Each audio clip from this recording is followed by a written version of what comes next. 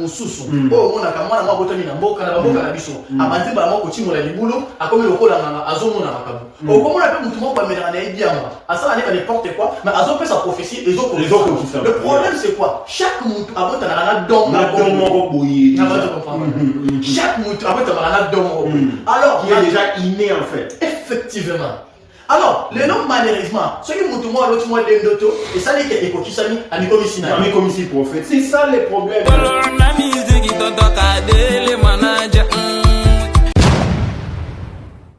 Je vais dire une chose sur le prophète de Nilé, son père que je salue même après ça. C'est une personne qui a connu le point de la vérité, mais malheureusement, avec le temps. Prophétie, monsieur a prophétie dans le coup là et l'autre. Et ça, quand on a un principe dans la loi. Est-ce que tu comprends? Et oui, oui, effectivement. Pareil, il y a beaucoup de c'est un père que je respecte. C'est un père que je respecte. Mais on a pétage.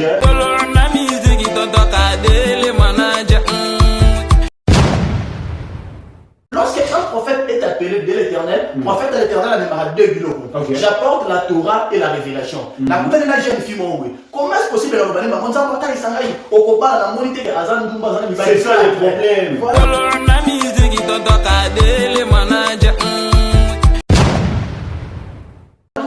Comment on s'en va est-ce qu'on a un prophète na lala qui na loti na simili na tout so lala qui loti ok on va dire que tu est-ce que toi tu comment jouer on te dit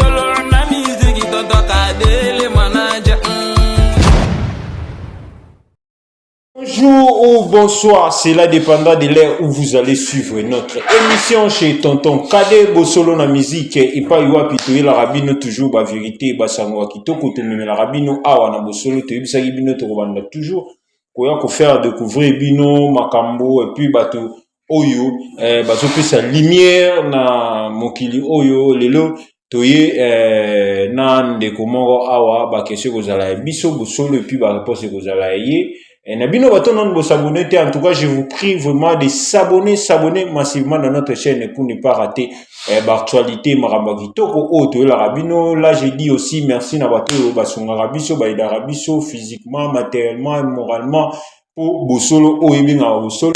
Là, j'ai dit merci à Mike Ndembo Fondation, Baloui Mozia Passi Oyo.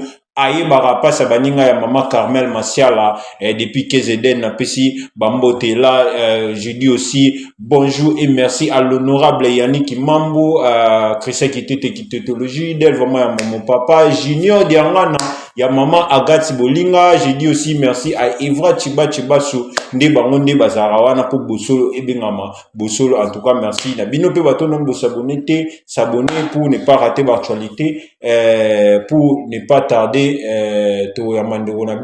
Bonjour. Bonjour mon frère, bonjour. En tout cas bien, merci d'avoir répondre présent dans notre invitation. Bosolo est vraiment ravi à comment nayo, ya ko partager moment ensemble nayo, n'habite impression nayo par rapport à accueil na chaîne nabiso sur ko salami. Vraiment, na pamboli nzambe premièrement, na pamboli bana nzambe nyonso, bisika nyonso bazolanda biso et na remercier Michon Bosolo, vraiment na remercier aux chers collègues, très bien habillés, introduction moya malamu, et na pamboli nzambe pour na souffle de vie, na mbami malamu, alors vraiment na sepeli makasi, merci beaucoup. Merci à Divine Kisende, la maman de Glad, merci depuis Kinshasa à papa Bonaparte, merci à Nabité Pasteur, awa to yambi na casquette ya pasteur musicien pour ici c'est Bosolo, malgré Bosolo ils ont un divertissement ebelé que bato ba yeba ke Bosolo ya ba divertissement ebelé awa to yambara ba pasteur, to yambara ba jogo, to yambara ba musicien, to yambara bato nyonso o azana eloko message à passer à Bosolo. La porte est tellement grandement ouverte pour vous pour passer vos informations à Bosolo la musique parce que to yambi na casquette nini pour se présenter na bateau occasion pour la première fois yamba ya Rolando na chaîne Nabiso. Merci beaucoup vraiment pour la question. Na pamboli nzambe, na pamboli bana nzambe. Je crois que lorsqu'il y a une salle introduction dans la entrée, lorsqu'il y a déjà dans le bas qui n'a pamboli nzambe, et la ligne le vélo comme kolomoko Pierre azotambola zakina yesu longo, lorsqu'il a commis pembe du côté soit zala qui bakangi yesu Pierre Akimi. Oh. Alors, lorsque Pierre a kimi, Moutouma Koutanina Pierre a tourné, c'est comme si Namono quelque part. Et puis Pierre a lobité, Naebi Soanate.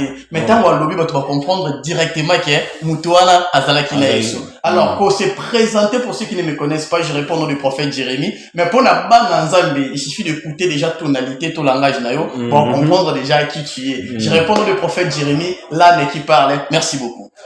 Prophète Jérémie, quand tu parles de la prophétie déjà, prophète, on voit déjà la prophétie. Les loyo, na bosola en tout cas la question tout n'aime belé. Biso toza na po to répondra toujours na ba réponse ya bato balandara biso pour bango ndesa bango biso toza te ba bonné na biso wana bato balandara biso ba charles to ba pesa biso confiance. Lokola ba papa junior diangana ya mama Agathe Bolinga ba pesa biso confiance ba del vraiment yamba pesa biso ba confiance depuis Kinshasa ba pesa en tout cas ba bélèvement na bato nyonso ba pesa biso confiance lelo ba oluka ba découvrir surtout quand tu parles de la prophète on voit la prophétie. Les prophéties ils ont comme na séance oyo comme la makuna. Donc quand on dit makuna c'est-à-dire prophétie est-ce que tout le bano est-ce que professeur le kuta pe na église ezali? Effectivement, on n'a pas moulin Nzambe pour la question. Merci beaucoup pour la question. Effectivement, prophétie à l'okuta, et bandi les lotés, et exemple pour les lotés. Dans mon candidat, il y a Matthieu 24, Bible Zolobaye, soit Zolobanabaye pour la lobby, bossa l'attention, bokieba. Le lenguement on a terre à kala. Les aki n'a pas faux prophète, na année au pays pour s'élever, bah faux prophète. Bah faux prophète, bah osala ebele na kati na bino, bah nous introduire Paul à kena musika, abi bah introduire bah secte pernicier. Bah secte pernicier, ils ont maté à l'okuta. Babilo kwa lokuta na kopé ça exemple au monde de comment azana situation a passe ya kobota mais pasteur to prophète a osé kolobana que non ndeko yo avobota il faut to sangisa nzoto c'est des choses auxquelles qui n'étaient pas canoniques ouais c'est là qui na katsa bonzambete un groupe de personnes ba kotisi yango pour parler un peu dans une minute peut-être excusez ngai je vais répondre par dire non zo na matin na yo ma faute na liba ba comprendre surtout pour na côté profession na pesi mbote na pasteur Pétage Denis Lessi depuis Kinshasa na habité là où il est actuellement mais na pesi mbote côté nyonso azwali bako Olanda biso prophétie et betamaki idée betama lisole betama c'est comme si prophétie comment le montage wana yona ni movanda wana o pesa vraiment lumière na bato ba Olanda biso ya vraiment na pas moli Nzambe merci beaucoup pour la question c'est des questions comme ça ben mission ya boende tulingi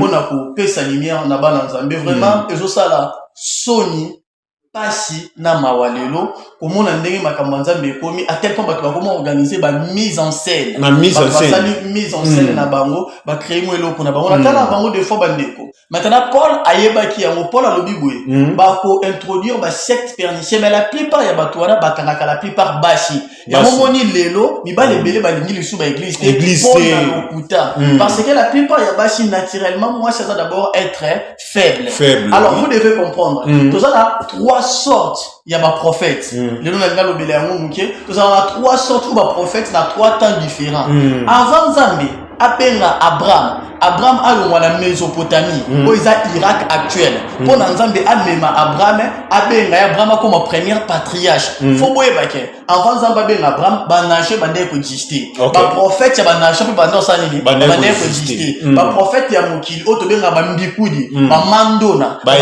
déjà kozala voyez-vous le problème tant Nzambe abenga c'est depuis le temps ancien que Maramouane existe effectivement lorsque Nzamba benga Abraham bien aimé Abraham maintenant a comme le la patriarche moko on a ligné na ye a commencé la Nzambe moko o kombo de Yahweh o Nzambe bato bayebaki na kombo wana voilà maintenant il y a une différence entre un prophète appelé de l'Éternel de Yahweh et un prophète qui n'est pas appelé de Yahweh vous devez comprendre donc prophétique ezala na mutena nu ya Yahweh to libande ezala bato Nzambe a consacra bango Jérémie dit ceci avant obotama na consacra kio na sala kio na benga kio za la prophète appelle déjà depuis le ventre de sa mère avant Nzambe bimisa a sala ki déjà que Jérémie a comme prophète c'est très différent or okotana na kati ya mboka oko remarquer na kati ya mboka eza na batu mususu oyo monaka mwana mwa botami na mboka na bamboka na biso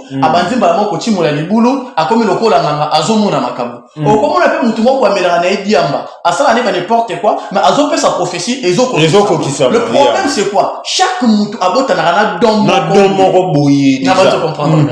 Chaque mutu abotana na dom moko alors qui est déjà inné en fait. Effectivement. Alors, les noms malheureusement, ceux qui m'ont l'autre mois d'endoto, et ça dit que Ekokisani a mis comme ici. A mis comme ici prophète. C'est ça le problème qu'il faut comprendre que Batum Soussou va ça même à travers l'autre a commis son prophétie et pas mon tout temps Ekokisani Maramorope, église et bêta miwana. Voilà le problème. Problème je disais ceci. Lorsque avant Zamba Ben Abraham, il y avait des prophètes. Mais ces prophètes-là ne répondaient pas au nom de l'Éternel. Je donne des exemples. Ma prophète est Abal. Je suis dans le livre de 1 roi 17, 18. La Bible est en train de parler de l'histoire de Élie, le Tishbite. Un certain Élie, aïe, Azaki na guerre na prophète Abal. Bible ma prophète est Abal. Ba sangani 400 prophètes et Abal. 450 prophètes et a starté. Ba sangani, Bible obitan ba tiembeka. Ba sali coutume ya ba incision. Yo ne monsieur quoi les coutumes des incisions? Nde ba biloko ya doit le couteau ba prophète ba komo ba. Ba commencer à les voilà.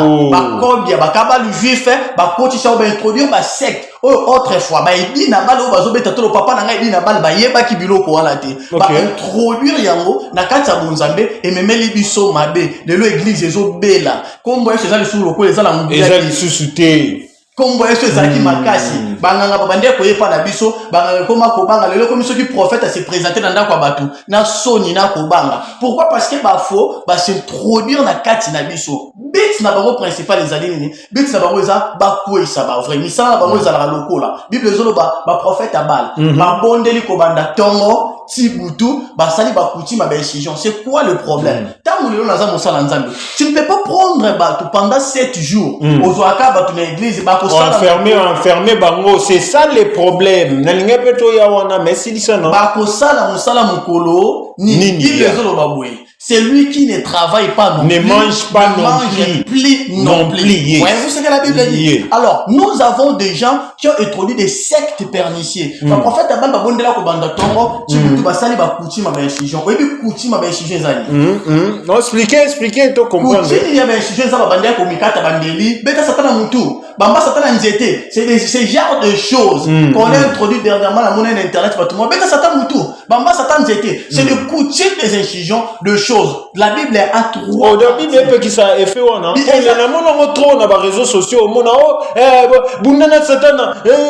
Na est-ce que satana on peut to bunda na physique boy ndenge lelo yo ba memeli yango. Et ça sans fondement. Sans fondement spirituel. La Bible est en train de dire dans les épîtres de Paul. Combat otozanango, guerre na biso tozanango, nous avons comme arme bouclier. Bouclier na biso ça foi, il faut na konzima. Totambola malamu. Chrétien moi kwa na église alali agangi ba shika baba ya lokuta, mais lobi bokanye na kati bar, lobi bokanye na lokuta, lobi bokanye na moyibi. Un homme de Dieu qui se tient à la chair après avoir koloba, après avoir copé sa prophétie, mais vous se retrouver Bible zolo bana biso boko yeba bango na mwana to yeba bango te pas parce que ba sa prophétie ko kisama ndelo na lingena lo bana yo avant Zamba Ben Abraham il y avait aussi des prophètes o bande ko pesa ba prophétie ezala qui vrai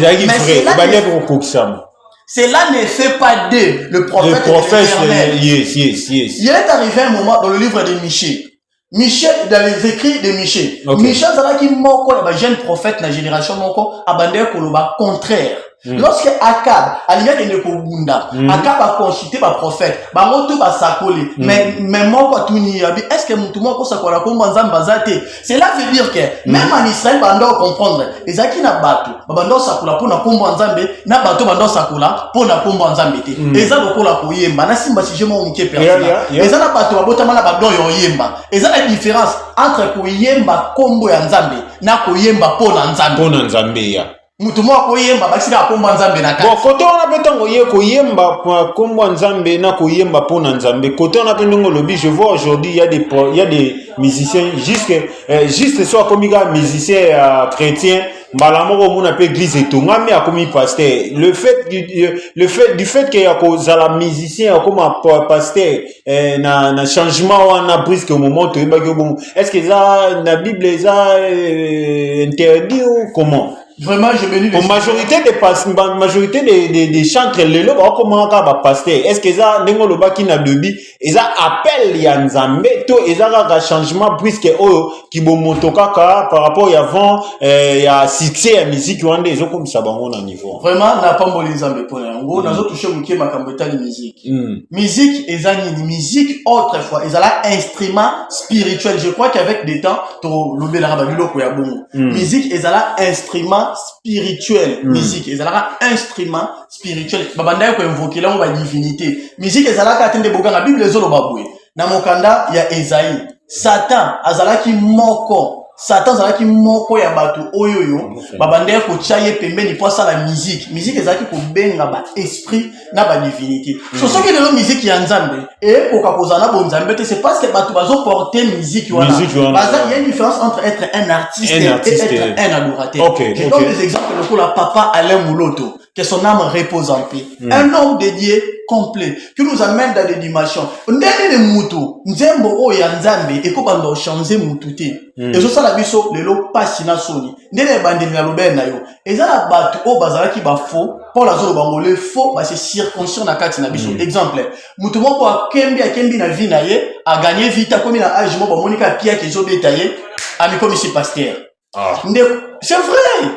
Ndeko moko a oumeli atani moi deux versets ba ke tie na kati ndaku ba fermir mo trop parce que pia ke fait que leki a komi si bonzambe e komi lokola cop et sika yo liambo ne pas chez zo utawana ba vrai na ba faux ba zo banate à cause ya makambo nde Eli akitisa moto et comme na moment moko prophète va prophétiser comment ke belé mais ba to bando ba tena no sela nzambe na no sela nzambe te mais nde Eli benga ki ba prophète abal ba ya ba kutana pour prouver que nzambe ni azanzambe Eli koloba teke ba prophète abal ba bando sa ba miracle te avant Eli ba bando sa ba miracle yango ba yaki trop sûr mais moko ba kutani na Eli o azaki na nzamba solo ba sai nini basili. C'est ça le problème. Mais au moment est-ce que prophétie est comme Mamabe parce qu'on voit aujourd'hui avec la société actuelle pour la prophétie et comme même qu'on panza mabala batu prophétie comme on panza ba famille batu il y a des prophètes le lot après ça prophétie ça même contrôler l'émotion de la personne ou après sa prophétie après si prophétie moro peut-être que o tendenge zabo vu ozo mener siko maman na bino mutu asala soit koko na bino mo mutu asala place asala nini est-ce qu'il y a les stratégies européennes sa prophétie to ezaka façon nyonso yo okuta na mutu même na frustration européenne c'est prophétie pour na epanza et comme ça na ba dégâts le lot to vu na ba famille actuelle. Merci beaucoup pour la question, merci na ba deko bazolanda biso. J'allais dire ceci. Les a un problème moko exactement isolé. Bien aimé, tous on a trois sortes de prophétie, na trois sortes de prophètes. OK.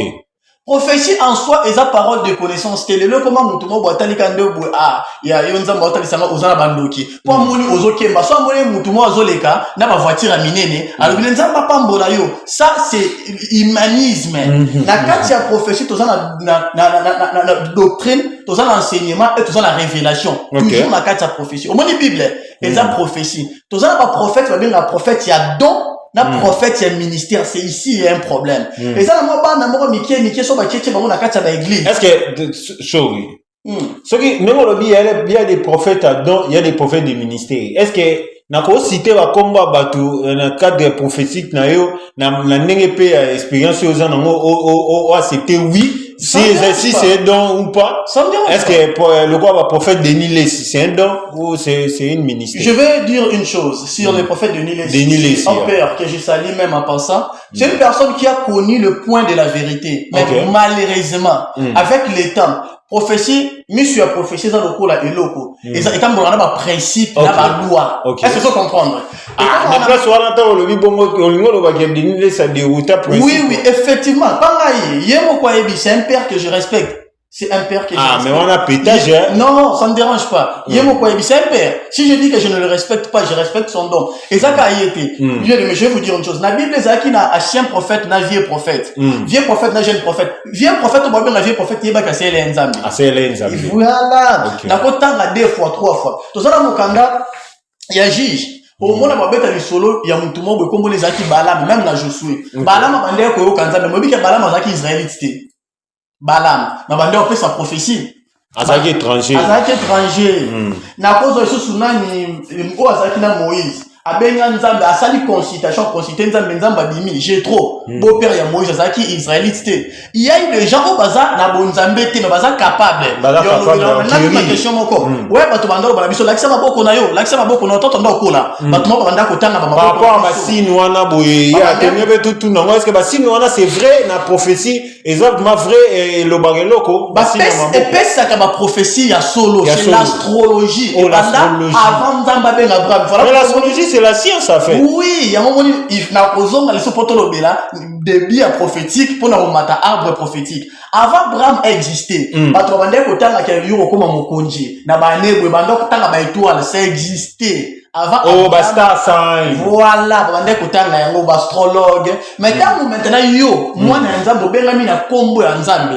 Bande ko lata batalit lo kwande tozomona le ba prophète belé ba osela, bande ko sela ba biloko wana pona komona pona e bande ko pesa bango énergie vibratoire ya ko bima ko tala destin. Nzambe apekisa ki peuple na ye. Abi comme bokomi na ngai éternel votre Dieu, bo sala boyete ko copier ba kana na entité. Ba kana na entité bande osala nini? Bande ko talisa maboko babande ko sala voyage astral, babande ko tala batalit, babande ko sala mabwana nyonso. Maintenant, lorsque un prophète est appelé de l'Éternel, prophète de l'Éternel amemara 2 biloko. J'apporte la Torah et la révélation. La kutani na jeune fille moboy. Comment est-ce possible na lobani ba monza mota isangai okobala na monite ke azandumba zana mibali. C'est ça le problème. C'est ça le problème. Mutu mususu omona kana na balaba bo nzambe atalisa ngai ndenge ozaba osana ba combat na famille. Là dedans oh ezake batebe ba ko expliquer. Mais quand on vient dans la prophétie en ozo komara sko makiuna, c'est ça le problème. Il y a des personnes lelo ba comme même ko kin église parce que après ba prophète ebele lelo ba lobi ba prophète ebele ba komi ya fou.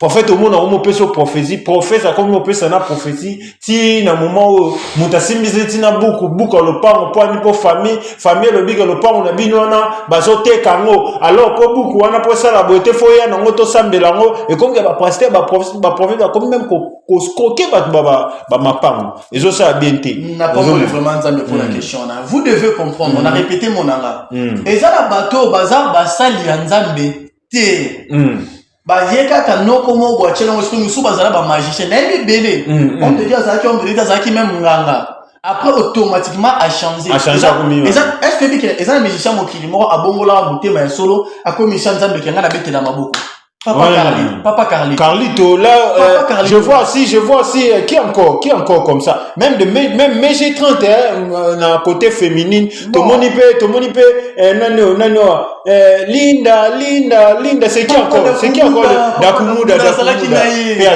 paix son âme tout est coupé derrière récemment paix son âme nazaki na papa Dakumuda vana en Afrique du Sud et azaki na tendance kota sala ki mabanga nae mbala suka na zala wana tokutane nae. En tout cas, que son âme repose en paix. Beaucoup de choses, son âme repose en paix, et toute sa famille. Bah, les bosonais, bah, mobik ici, ils attendent, on a qu'un papa d'Akumuda. Si, bah, mobik ici, pasta. T'as là, mobik ici, on a été mobik ici, parce qu'il a bien qu'à la plante, n'a mon a qui a là-dessus normal, il avait vraiment des messages pour ce pays, paix à son âme. Voilà, bateau ya bongo. Bateau, bazala ki na mokili, ba changer à solo. Malheureusement, tout ça, bateau, bazala ki basala nzambete. Ba escroc mutu mo bando ça il vrai mo bando ça la commerce ya oteka teka ta nzele kangami akomi musala nzambe alors ça commence nzela matadi ba komo kishasa ta ka commerce kangami abinzamba bengi na tuna la question sur l'appel non na tuni de comment musala nzambe ndi est-ce que non prophète na lala ki na loti na simbi bible na tuni so lala ki loti que obande ko beta bale est-ce que non que comment jouer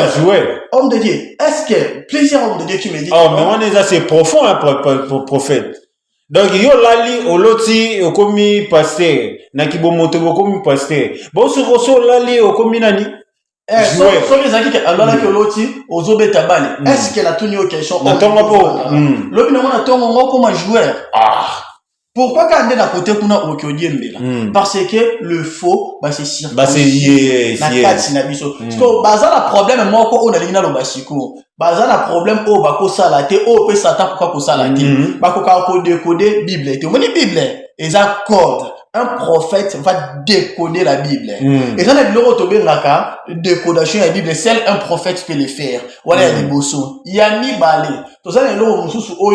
Donc, chacun a sa manière, en fait, d'interpréter le message. Un prophète, un docteur, un évangéliste et un pasteur, bah, tout différent. Un pasteur, c'est un berger. Le jour où un prophète n'a pas apporté tout exemple. Ma prophète n'a Israël tant bandoya. Bon, David, au yibi moi si abatou, au salibwe, il commence par là. Mais ce qu'on sali ABC nzamba ko bongisi la yo, au vivre boulam ou nzambe pendant boulou. Ça, c'est un prophète de l'éternel. Il vient d'abord frapper. Il vient vous brandir d'abord la colère de l'éternel par rapport à ce que vous avez fait. Après, à ko bongisi la bino, soki bo sali mobeko. Malheureusement, il y a un faux prophète. Oh, il y a quelqu'un qui est bien aimé nzamba otali sanga.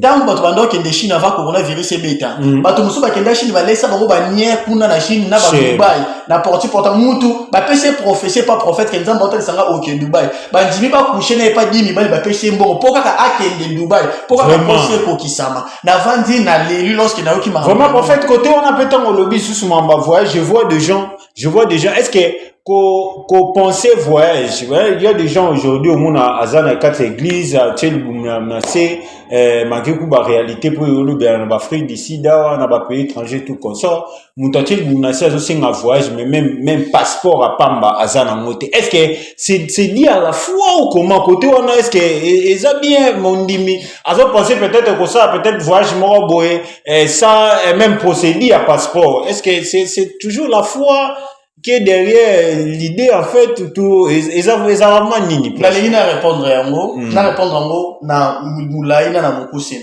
première chose il faut comprendre mutunyo so azana instruction te azara la problème na vie na ba domaine l'esprit des seigneurs est sur moi il m'a oint pour annoncer la bonne nouvelle aux pauvres. Je vais te dire c'est quoi la bonne nouvelle aux pauvres na kitana ndenge ya Afrique biso to lobaka ko kabela ngali pate mais l'accent ko loba lorsqu'on dit la bonne nouvelle aux pauvres. Ceux qui ne comprennent pas pauvres.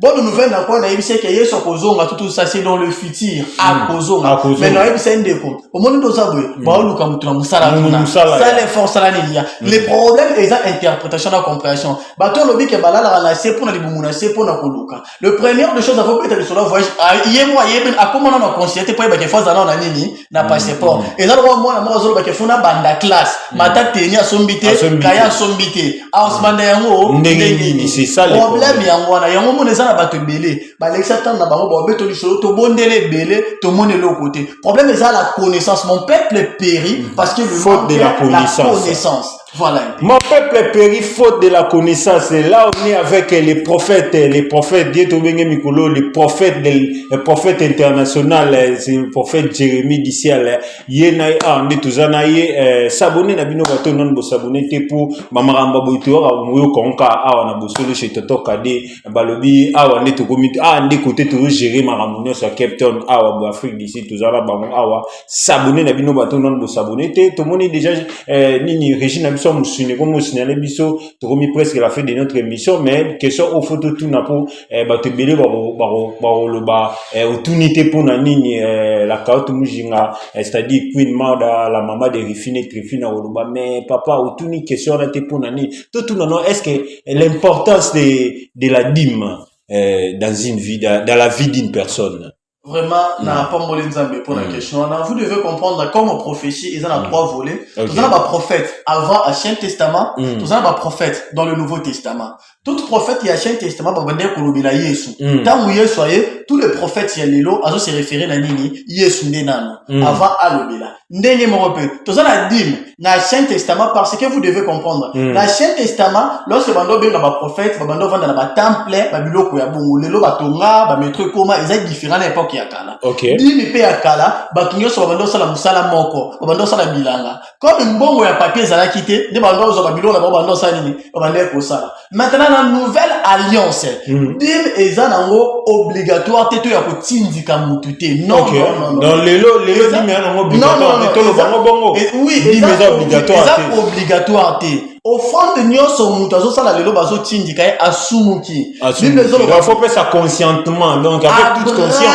Andimeli nanu Yesu, andimeli nzambe, andimeli nanu nzambe apesi nzambe mutema ni avant pesa ye Isaac. Toza na trois sortes ya ba offrande to bali. Toza na offrande o mutema na intimité, de bazo pesa eloko esalama. Toza na offrande avec la foi en fait. La foi premièrement, après commis matériel. Toza pe na offrande o eza nzoto na yo. La Bible dit ceci. C'est net on a battu msuba l'église a s'est sacrifié pour frère wana azarane na mbongo tacha ma offrande na malonga te, mais c'est lui qui s'occupe de la parcelle de l'église, c'est lui qui nettoie la parcelle, c'est lui qui s'occupe de chaises même de yakata église yem tabongisaka temple, mais azana na mbongo malonga te. C'est là aussi au moins osala effort ezaki dime koko jouer rôle place effectivement na bina lo banolo moko na ba émission ya torolobela ya ba kanisa mbongo eza ba papier ya banque soki lelo ba déclarer que rien des ali so mbongo te ba chanson est-ce que vous en tina ba papier na qui veut dire mbongo eza yo mon énergie so dégager l'énergie c'est l'argent ya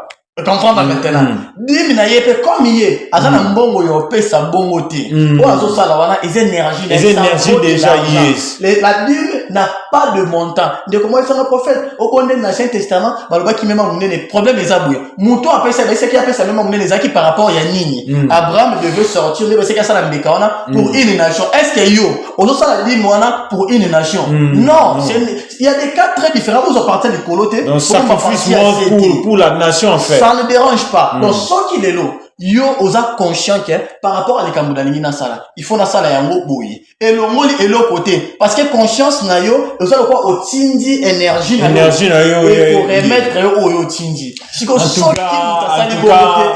En tout cas, TV za munga comme on déclaré biso awa boyi mais nabi que c'est la première fois les canaux émission na biso bosolo mais ça là pour la dernière fois té. En tout cas merci nabino bato nyeso bolandi biso ba maramba boye oyo ka na bosolo acheter tonton Kade ba découverte boye. Donc maintenant to continue na marmite à Bible parce que Bible c'est la sagesse et ça côté oyo mutu côté intelligence mamunyo c'est banda c'est la Bible. Donc avec les prophètes international et le prophète de la nation Jérémie Dissel na yende to lobelia na mona ki affiche bimaki boy affiche n'habité na région n'habison musuniso to ba ko projeter biso boy affiche bimaki n'habité affiche isa projet anini. Oh vraiment merci beaucoup pour la question.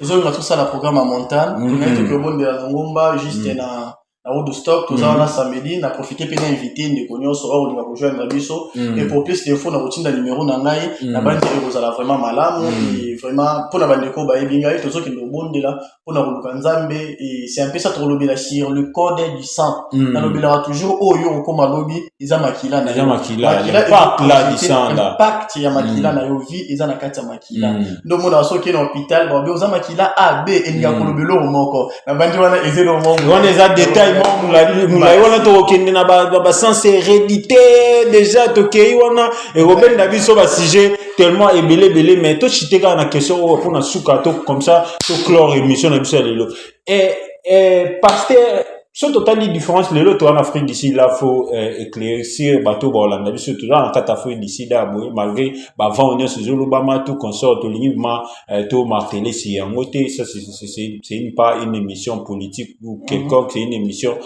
to le bilamambo za culture tout consort to te KPI na ndenga bien mboka na mboka za kana loi nango. Donc il faut aussi respecter la loi et là ba mususu bazo kuta na ba problème pour bazo respecter principe. Donc c'est un peu ça. N'habité par rapport à mboko tozali aboye. Est-ce namona différence ya ba pasteur to bino ba prophète a besoin mboka oyo namona bino boza beaucoup plus malgré l'église. Neto pese ya ba programme ba montagne tout consort mais malgré l'église boza beaucoup plus na ba misala bosala par rapport il y a différence que tant moni tozongi kuna na Congo ba pasteur na biso na Congo So, Azara pasteur dans la église. Donc, il s'occupe de l'église et il dépend de l'église. Donc, église, il y a panier, et comme il y a même panier, il y a loyer à papa, panier, il y a collier à papa, panier à transport à papa. Est-ce que, ils ont bien un prophète ou pasteur à ça là, à part, ni religion ou, responsabilité, on a quatre églises? Vraiment, merci beaucoup pour la question. La question, on a répondre. On a bandi. Paul déjà a répondu à vous. Oh, Paul a répondu à la Bible. Mais de te faire découvrir Bisoko, Moni Marambo, Sambo Solo, mais tu découvrir Marambo. Paul Paul déjà a répondu à mon Bible. Dans Mukanda, il y a 2 Corinthiens, 3 bateaux, ma femme est pour la Nabiso. Il y a ceux qui Bible de Wana, ceux qui te contents rapidement et Rosala Malam, ou bien plutôt 2 Thessaloniciens 3, 6 à 15, 2 Thessaloniciens 3, 6 à 15, Baniko Bazola Ndara vraiment, Botan à 2 Thessaloniciens 3, 6 à 15, pour la zone au Baboué, tu as qui pas Nabino, tout ça qui misala na maboko Nabiso, il y a qui m'a pas Nabiso, tu as qui battant Nabiso, pour tout bêtis sabato liba écouter. Et ça, là, Malam, ceux qui battent, va décider, car, Nathalie prophète, moi, une émission de l'émission soutenir, et ça m'a bêté, Tobo et Amoté. Mais si qu'on peut éviter, que musala nzambe beta ya maliba ku pona ndebe ta malelo pona comprenaka abande ko sala batante na ye abando liali pa na mbongo na ye po memisa batu kilo te pona ko éviter lelo ba makambo belo ko mokoma kala na sena lia c'est dans la groupe ya bato nzamba choisira ki ba levite ezaki groupe mutu ta mi komisi pasteur nzambe dem ta seni aponi différent ya lelo nde bato ba mi komisa. Pour tout autre homme de Dieu, ou à mes commissions pasteur, ou à Bengani, que son ministère est un an, moi je le conseillerais, moi Jérémie, le nom du Seigneur, à Sala. À Sala, après, à part église, à Sala. Ce qui est église, naïe. Et comme il mounene, eux aussi c'est là que Azala disponible déjà et au permettre n'andenge marambozo qui mais prophète na katso te bo soki musala comme ko affecter sur service ya Nzambe par exemple il y a dimanche mo pour musala déjà faut tambola c'est le principe c'est l'horaire à musala parce que yo dimanche fallait au sala service mais musala bengi fallait au sala parce que au respecter musala au respecter église. Voilà, la ligne qui t'a répondu. On a déjà eu une réponse, il y a pas OND vraiment. Il y a un problème pour la ligne de Simba. Il y a une différence entre le pays et l'Europe. Non, le pays Afrique. Afrique décide déjà que dans la moins mutuelle au l'Europe. L'Afrique décide, mais en fait, développer, voilà. En Afrique du Sud, on a ça là-bas, on a la tige d'image, contrairement à la Congo, na Bamboka Moussous. Est-ce que vous comprenez? Yes. Alors, dans l'Afrique décide, c'est que moi, j'aurais dit, n'est pas la lobby. Pourquoi pas la première Moussala Moussou était abandonné au Sala Batante? Il faisait un travail pour permettre et empêcher Moussala et Nzambe. Nde yango, soki mutu, akoko ya Moussala na ya munene. Pour na asala musala mukie peut permettre à soin ya bato ndeto comme on a version balobaki c'est lui qui travaille à l'hôtel mange à l'hôtel ce qui bango peuple on a moni que non papa na biso vraiment azo wo répondre à biso vous comprendre c'est très important mais ils alaté et lo comment quoi ko faire ils a ko teka advantage te yo comme dépend de gars na bango ils a quoi ko forcer te na ko tia bango mal à l'aise ce qui est comme ya bongo des obeti sabato mabaku na kenda ko tia na église moko na si tango tia na telemi si bato ko te mato bondela ko l'église a telemi pembe na ngalobi mutu so simba offrande montant tel bato so ba simba offrande wana pona ko clore ko bebisi ko bomba ko église wana église mo munene bato so ba simba montant ko mo azaki na suka azaki na mbongo pendant que la telemaki nzambo binanga kendo mona koko wana na kyo mona koko wana mbongo nyoso bato na ba chaki na longoli yango na pesi yango koko wana depuis là le pasteur là ne m'a jamais appelé pona ya quand c'est droit que non koko na fallait pas mériter mbongo yé pas za munjimi yé pas mériter mbongo lokola biso ba pasteur to mériter c'est ça côté on mona papa maman mo ateka maman panena ko maman na a force à makasi ne asala ba navette malgré tout ces navettes rozora maman panena batongo maman kata pongi mais achaka ba offrande maman na laisser pasteur maman na sala nini mais église ne pensait même pas pour organiser même à 5000 selon que francs moko boyo peut ça passer maman on est au bac même na comex n'est à ma parole. C'est ça les problèmes. En tout cas avec les prophètes Jérémie on va découvrir vraiment ébélé s'abonner la bino bato bolinga royo kamaramba boy pour bo rater la bino pe bato bolingo bo rejoindre prophète Jérémie pour na organisation ou ça la ngomba en tout cas ba numéro tu vas afficher wana prophète Bon contacter biso na bosolo bozo ba détails tout approfondis. Merci na bino bato bolandi biso. À nous revoir. Ne zappez pas, ne manquez pas s'abonner pour ne pas rater l'actualité mamba kitoko to yo la chez Tonton Kade bosolo na musique wabi o asimbi Cape Town Mada City na minute o nde biso bato zo contrôler bango. Ne zappez pas s'abonner na bino bato non bo s'abonner pour ne pas rater l'actualité mamba kitoko to yo la bino. À nous revoir pour la prochaine numéro. Ciao. Vraiment, merci beaucoup. Je voulais saluer une à deux personnes. Yes, saluer. Moi, je voulais saluer premièrement ma mère, Marika Chama, depuis Kinshasa. C'est elle qui m'a élevé. Comme j'avais dit dernièrement, maman Marika Chama, toujours, c'est elle qui m'a élevé. Je l'ai salué. J'ai salué la famille SND depuis l'Europe, depuis principalement à UK. Maman Ezé, je vous salue par la grâce de Dieu. Je salue la servante de Dieu, servante Jackie depuis Suisse. Je salue la sœur Ortelia Exaucée. Je salue famille Tanguy. Je salue Filio, je salue Charlie, je salue notre servante de Dieu, Maman Sifora et Lobota, que Dieu vous bénisse, servante de Dieu. Et je salue tout le monde, je salue Chrissy, je salue Adolo, je salue Béni, Niclette, ainsi que toute ma famille. Que Dieu vous bénisse, sans oublier le pasteur Ezekiel depuis Brazzaville. Merci beaucoup. Merci. Eva Chiba sur Jogo. Merci à Junior Dangana. Merci à Freddy Kachamawa Mukole.